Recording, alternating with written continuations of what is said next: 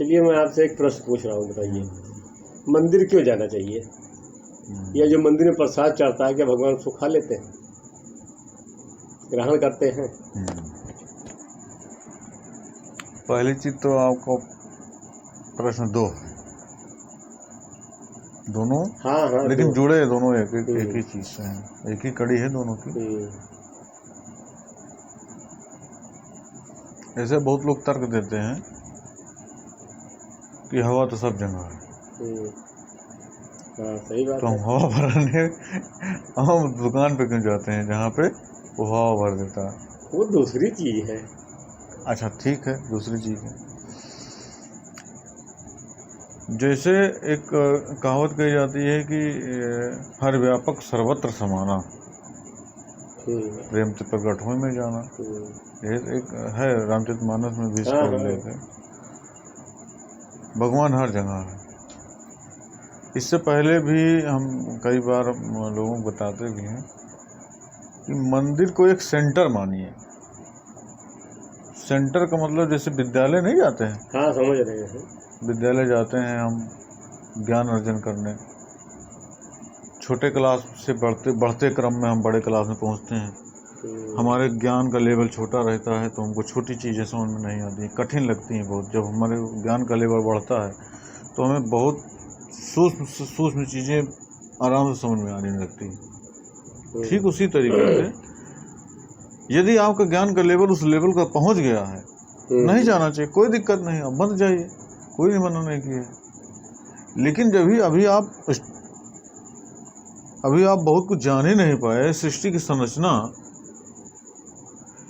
इस पृथ्वी पर विद्वान से विद्वान आदमी अभी तक जो जीवित रहा हो, अभी तक इस पृथ्वी पर विद्वान से विद्वान, Albert Einstein, doctor Bhimrao Ambedkar जैसे भी विद्वान, इन लोगों विद्वान की श्रेणी में आते हैं। ऐसे विद्वान भी इस पूरे ब्रह्मांड के ज्ञान में उनका ज्ञान 0.0 के बराबर है। सुना है ऐसा। ज्ञानवान से ज्ञानवान प्राणी भी इस सृष्टि के समस्त पूरे ज्ञान को ग्रहण नहीं कर सकता। आजीवन सीखता रहेगा, मर जाएगा, ग्रहण करता रहेगा, तब भी नहीं सीखेगा, जान ही नहीं पाएगा। पूरी सृष्टि की इतनी संरचना इतनी सुदृढ़, इतनी आश्चर्यचकित बनी है।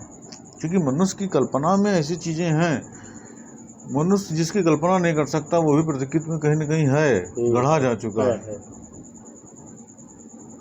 मानते इस बात को? नहीं मानते। इसी टॉपिक से जुड़ी हुई एक हम कहानी आपको सुना रहे हैं, डॉक्टर रामानुजन। डॉक्टर रामानुजन पढ़ने में इतने तेज थे, गणित उनकी ये सबसे ज्यादा थी, बाकी विषयों में वो जीरो थे। एक तरह से जीरो नहीं थे लेकिन ठीक था भाई। लेकिन मैथ उनकी बहुत जबरदस्त थी, मतलब हाई लेवल की, बहुत बड़े गणितज्ञ रामानुजन। एक कहानी आती है उनकी सुनने में कि प्रोफेसर हार्डी जब वे उस लेवल तक पहुंच गए थे तो प्रोफेसर हार्डी इनसे एक बार इनको एक सवाल दिए, मतलब उनका सवाल खत्म नहीं हुआ, इन्होंने उत्तर दे दिया। रामानुजन ने, डॉक्टर रामानुजन ने, गणितज्ञ थे लेकिन अब चूंकि उस लेवल के पीएचडी वो सब किए थे तो। और प्रोफेसर हार्डी को उस सवाल को हल करने में 6 घंटा लगा। जिस सवाल का उत्तर रामानुजन ने सेकंडों में दे दिया, उस सवाल को हल करने में प्रोफेसर हार्डी को 6 घंटा लगा। बड़ी आश्चर्य की बात। इससे तो एक बात सिद्ध होता है कि ये उत्तर वो स्वयं नहीं देते हैं, बुद्धि से नहीं दे रहे हैं, क्योंकि बुद्धि को सोचने का कुछ समय चाहिए। आपने कुछ प्रश्न पूछा और हम आपको उत्तर दे रहे हैं कुछ सोच के, तो इसका मतलब हमारे दिमाग उसको काउंट कर रहा है, उसको दिमाग को सोचने का समय मिल रहा है। शास्त्रों में हमारे इसीलिए तिलक लगाने का प्रचलन चला है। मतलब ऐसा कहीं वो विदित नहीं है, लेकिन इसको जो उस लेवल के जो पहुंचे थे वो लोग बताते थे कि अगर आपको ध्यान करना है तीसरे नेत्र का, त्रिनेत्र होती है। रामानुजन वही त्रिनेत्र से जवाब देते थे। आ गया सामने, जो आवे तुरंत ऑन स्पॉट। एक ऐसे जैसे आप इस छत के नीचे बैठे हो और तुरंत आप बाहर निकले और आसमान खुला, कोई अंतर ही नहीं। भाई वैसा भी तो हो सकता है, ये जो आप पूछना चाह रहे हो हम उसका उत्तर पहले सोच के बैठे हैं, बता दे कि ये पूछना चाह रहे हैं। हाँ, ये भी हो सकता है। लेकिन हो सकता है, लेकिन एक लिमिट होती है ना कि आदमी किस चीज का कितना आदमी वो कर लेगा। भाई प्रोफेसर हार्डी के बारे में जो बताया गया था, प्रोफेसर हार्डी एक बहुत बड़े प्रोफेसर थे। 6 घंटा उनको जिस सवाल कॉल करने लगा प्रोफेसर, और रामानुजन ने मात्र सेकंडों में दे दिया होता। फिलहाल वो हम लोगों का तर्क विषय नहीं है। आपने भी सवाल पूछा तो उसको हमने बताया, हम वहीं से लौट के आ रहे हैं। तो आपको ये समझ में आया। पहली चीज तो जैसे आपने बताया मंदिर क्यों जाना चाहिए, तो मंदिर जाना हमको नहीं पसंद आना चाहिए। मंदिर जाने से आपके अंदर जो बदलाव आता है वो आपको पसंद आना चाहिए। ये बात सही। भाई मंदिर आप जाते हैं तो बहुत ऐसी चीजें आप बाहर लोग दिखाने के लिए जाते हैं, दिखाने के लिए, सेल्फी लेने जाते हैं, वो अलग विषय। लेकिन आप अगर मंदिर जा रहे हैं तो मंदिर आप जाते हैं तो सबसे पहले आपके अंदर बहुत ऐसी चीजें हैं जो आप बाहर छोड़ देते हैं। अब पहली चीज, जैसे आप मंदिर नहीं जाना चाहिए, ना जाइए, आपको जरूरत नहीं है। आप अगर उस लेवल के ज्ञान आपका पहुंच गया, ना चाहिए मंदिर। जैसे अभी हमने आपको बताया नहीं कि तो मंदिर में ज्ञान मिलता है। हाँ, सेंटर मान के जाइए, सेंटर है, पूरी तरीके से वैज्ञानिक बना होता है मंदिर। ऊर्जा का भंडार होता है वहाँ। आप जाइए, आपकी नेगेटिव एनर्जी सब बाहर छूट जाएगी। वहाँ जाएंगे, घंटी बजती है, पीतल की घंटी रहती है, उसको एक बार बजाइए, उसके बाद देखिए उसके नीचे खड़े हुए क्या गजब की आपको कंपन आता है उसके शरीर में। वैज्ञानिक तरीके से हर चीज को वहाँ पे डिजाइन जो किया जाता है एकदम वैज्ञानिक तरीके से किया जाता है। नहीं, ये सब तो सिद्ध है कि घंटा बजाइए, उसके नीचे खड़े, शंख बजाइए। आज बताओ, वेंटिलेटर पे जो लोग पहुंच जाते हैं उनको एक बाल उछालने की दी जाती है, सांस मार के उछाल के देखो तुम्हारी सांस कैसी है, ठीक है, आपका इतना उछल रही है तो ठीक है। और अपने हिंदू धर्म बता रहा है। देखिए आप पूछने वाले थे, शंख हम बता दिए। हाँ, कि शंख जो है, इसीलिए शास्त्रों में बताया जाता है कि शंख बजाएगा। शंख एक वैज्ञानिक तरीके से प्राणायाम है, उसको प्राणायाम के रूप में लिया। हर चीज को बजाने से सांस फूलने की बीमारी नहीं होती है। इसीलिए हम एक बार अयोध्या से लेके गए थे शंख, उसको डेली बजाते थे पूजा पाठ करने में। लेकिन अब फिलहाल अब घर पे है, यहाँ नहीं है। मंदिर क्यों जाना चाहिए, उसी टॉपिक को हम जोड़ रहे हैं। जैसे हमने बताया नहीं कि सेंटर मानना चाहिए।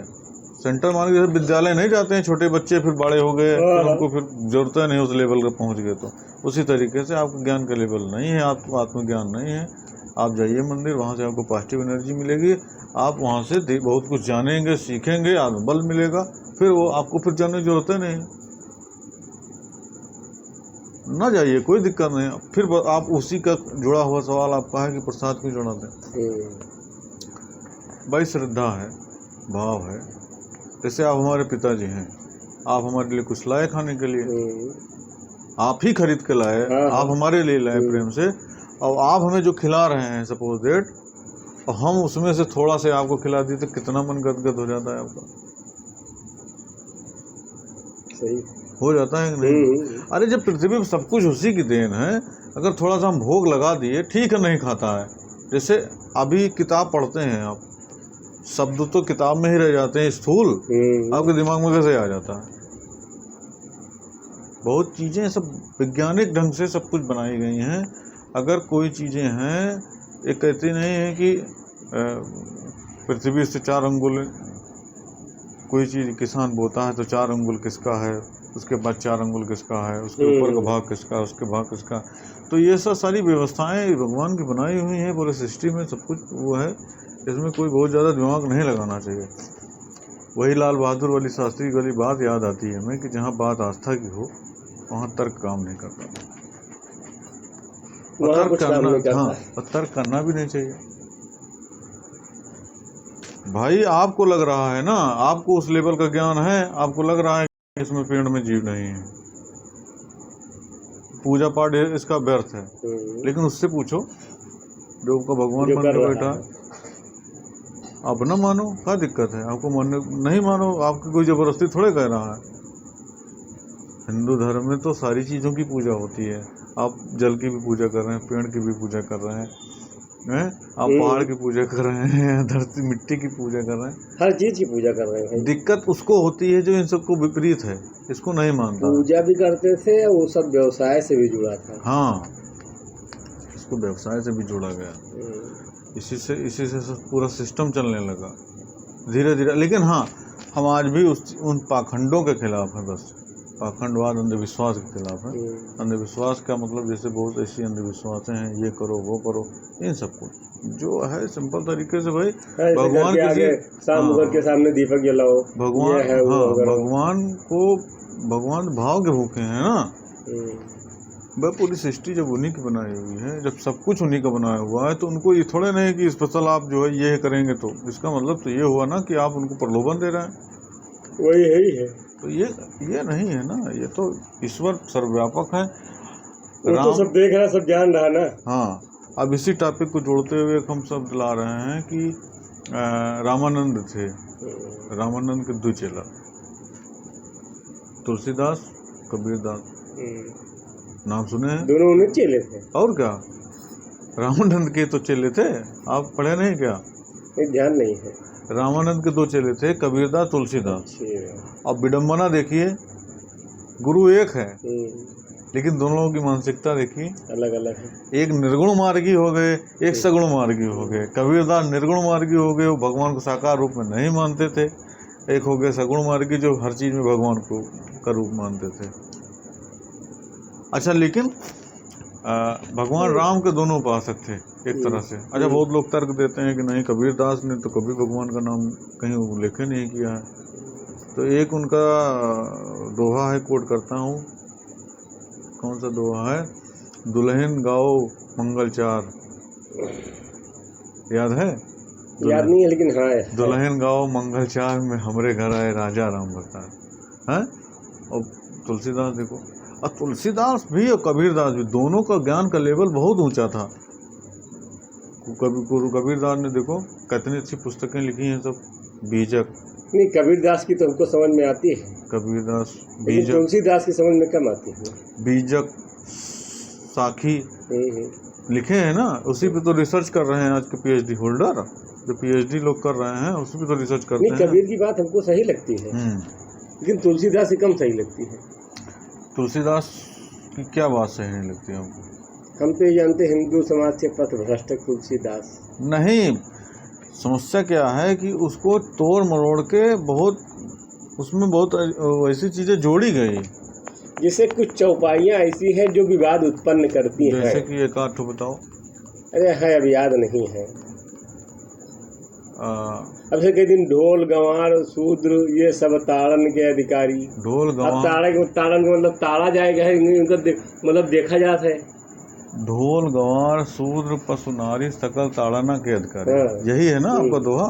यही का उत्तर जानना नहीं चाह रहे हैं, जैसे कैसे कुछ नहीं। हाँ, इसका आप अर्थ गलत निकाल रहे हैं ना। हमें अभी इसका मत बताइए, इसको हमें बहुत लोग बता चुके हैं। देखो स्वामी प्रसाद मौर्य बोले हैं, तब से बहुत लोग बता चुके हैं।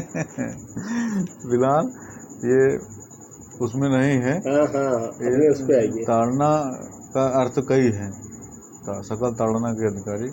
ताड़ना का अर्थ यहाँ पे कई लगाया गया है, देखना है मतलब। हाँ, गलत न करना। वहाँ पे जैसे उस लोक में भी तो देखिए, जो शब्द कहीं कहीं कहाँ ताड़ना है, कहाँ देखना है, कहाँ शिक्षा देना है, उसी श्लोक में तो 3 अर्थ निकल रहा है। ढोल गंवार शूद्र, अब ढोल को पीटना पड़ेगा तभी आवाज निकलेगी। और नारी को शिक्षा की जरूरत है, उसको नहीं पीटना, उसको ध्यान नजर रखने की जरूरत है। शिक्षा की जरूरत किसको है? अरे दिन में काम पर आप 12 घंटा कब नजर रखा वो पे। चलिए उस पे टॉपिक पे ही तुलसीदास का छोड़ो, फिलहाल तुलसीदास को छोड़ो। तुलसीदास वो बता रहे हैं कि जैसे अपना भगवान के प्रसाद वाली बात बताइए। भगवान का प्रसाद बताया तो आपको, जैसे आप पिता हैं, आप अपने बच्चे को लेके जाते हैं, सब कुछ आप ही लेके गए हैं, हमको थोड़ा खिला दिया तो आपका मन कितना गदगद हो जाता, प्रसन्न हो जाता है कि नहीं हो जाता? आप और अपने बच्चों को कर रहे हैं। अच्छा, बहुत लोग तर्क देते हैं कि मंदिर में जो है नहा के जाना चाहिए, ऐसा और कहीं लेना नहीं चाहिए। लिखा है। ऐसा कहीं नहीं लिखा है। नहाने और गैर नहाने से कोई मतलब नहीं है, ये अरे अलग मन विषय साफ है। है, न रहा है नहाए ली मंदिर चला जाइए, हम नहाए लिए। हाँ। अरे मन तो साफ होए। पहली चीज तो सबसे बड़ी चीज तो ये है कि आप अगर कहीं जा रहे हैं, मंदिर जा रहे हैं, कहीं पे भी जा रहे हैं, तो 5 महाभूतों से शरीर बना है। अगर आप शरीर पानी से नहा लिए तो आपका समझ लो जल तत्व एक्टिव हो गया, धरती के टच में आ गए। धरती मिट्टी से शरीर बना है, मिट्टी तत्व एक्टिव हो गया है। अग्नि आपके शरीर में है ही है, आकाश है, वायु है, सब एक्टिव हो जाता है। इसलिए कहा जाता है नहाने से। फिलहाल उसका तर्क वहाँ पे नहीं, उसका तर्क और भी तमाम है कि आप जल पी लीजिए तो भी तो एक्टिव होगा, उसमें फिर तर्क है ना।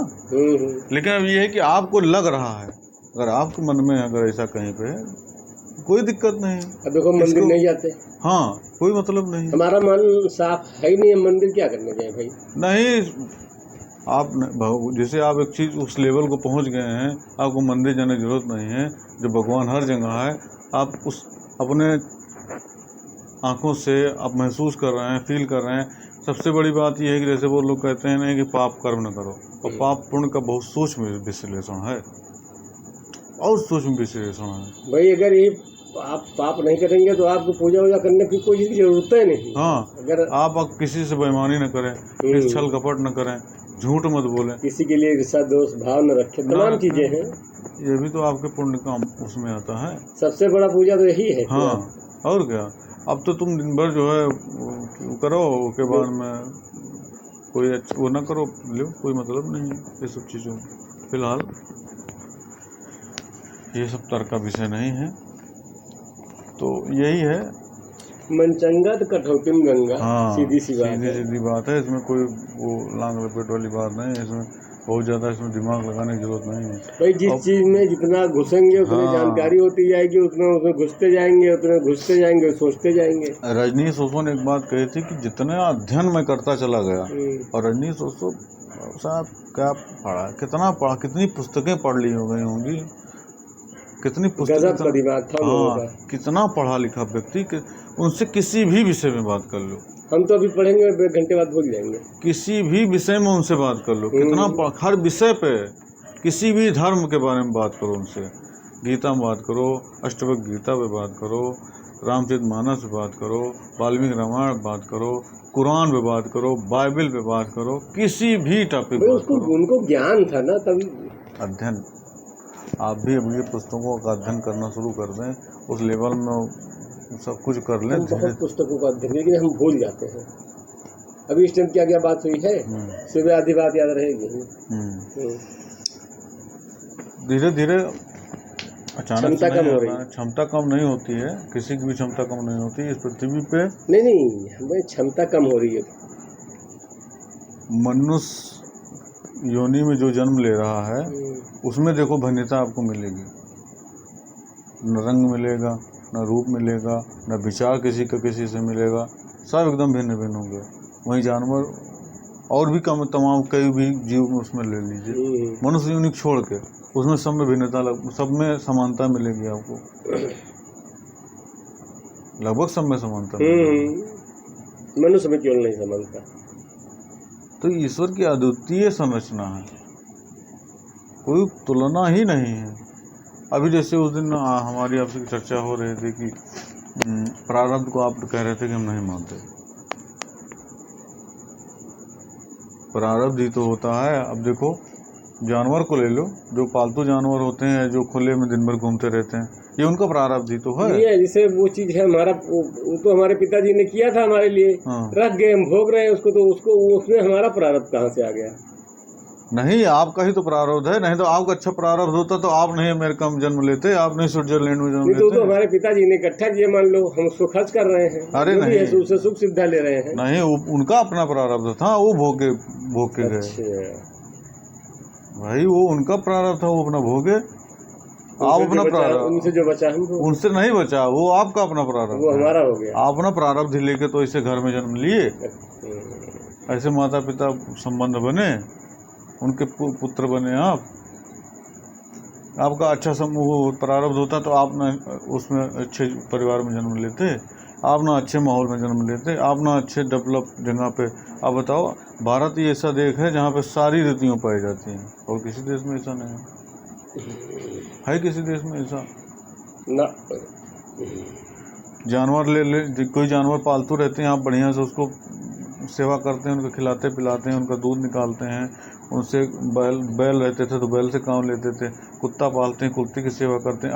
आज के समय में देखो एसी गाड़ियों में घूमता है, बढ़िया चॉकलेट बिस्किट खाता है, ऐसी जो ऐसी उसका गाय प्रारब्ध है हैं। और क्या, इस चीज़ को नहीं मानते हैं? बहुत जब से सूक्ष्म आप चीज़ है बचाओ थोड़ा थोड़ा मानने लगे हैं। ये, बहुत सूक्ष्म चीज़ें हैं, इसको समझना पड़ेगा। आप अध्ययन करेंगे उस लेवल को, जब आपका ज्ञान पहुंचेगा तो आपको लगेगा कि हाँ नहीं हाँ हम तो भाई हर जगह चाहे जहाँ रहते वो, अगर हमको जो चीज़ नहीं है, अगर हम उसको नहीं मानते तो नहीं मानते, कह देते नहीं, ठीक है, आज नहीं तो कल जब समझ में आएगी तब मानेंगे, अलग विषय है फिलहाल। तो यही है, इसमें कोई वो नहीं है। आज की वीडियो अभी तक यहीं तक। जय हिंद। जय हिंद, जय भारत, जय जय श्री राम। जय